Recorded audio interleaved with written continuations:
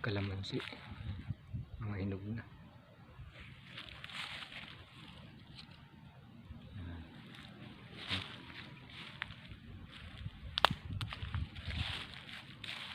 Kalamansi marami.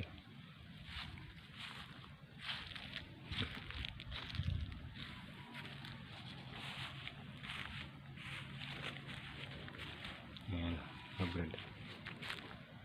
Kalamansi.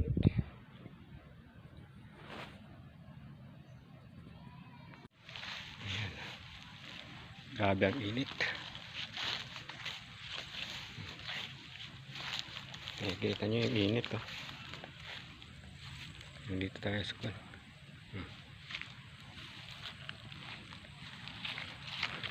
Super init.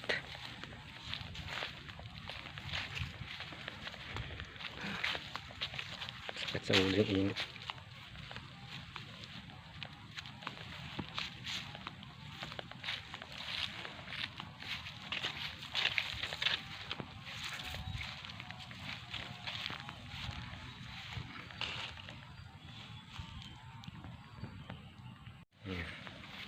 Mabuha po tayo rito. Yung daan, oh.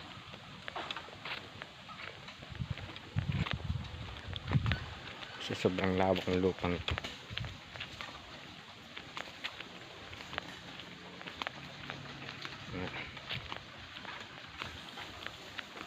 Ilan nito sapa na.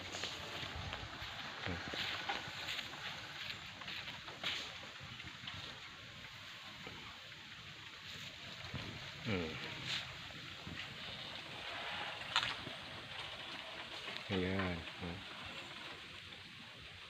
Tanghaling tapat. Alas 10 lang pala. Hindi, tanghaling tapat. Grabe ang init. Ayan, ang tindi. Dito sa gitna kasi may kukunin kami rito. Yes. Alas 10 itong oras, pero grabe ang init. Masusunog yung balat.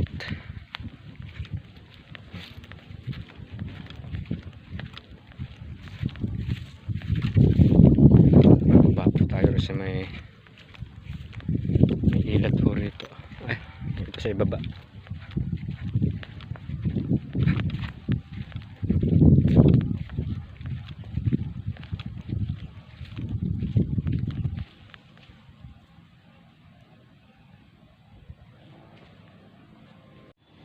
Yan mga brother, ang ganda ng kapaligiran, tahimik. Ito alas 10 na ng umaga.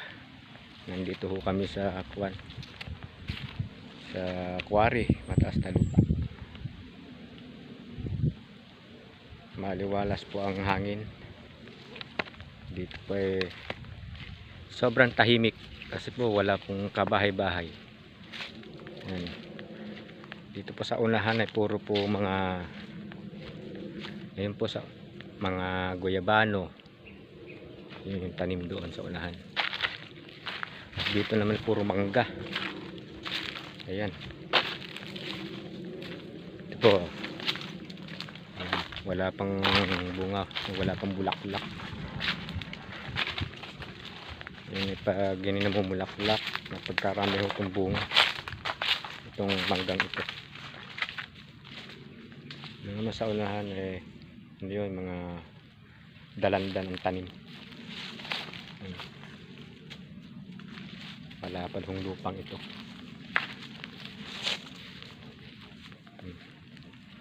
Maganda rito pag hapon, sa tumambay.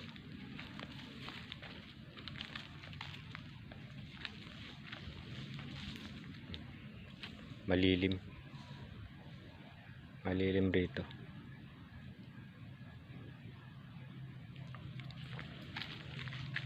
Kapag ikaw ay may problema, mawawala problema mo rito kasi tahimik. Kung gusto mo pag-isa,